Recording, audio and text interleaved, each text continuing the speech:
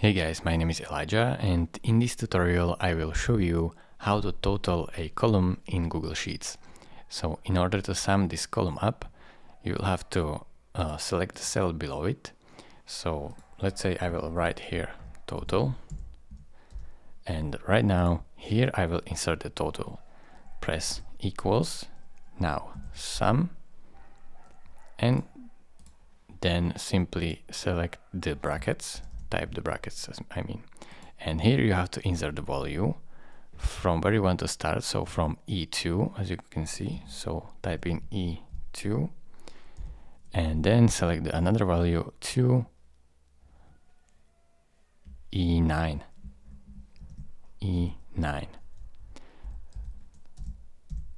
So right now, as you can see, you can select enter and it sums up this entire column. It is really simple. Thank you very much for watching. If this video was helpful to you, consider subscribing and liking this video, and I will see you in the next tutorial. Bye bye.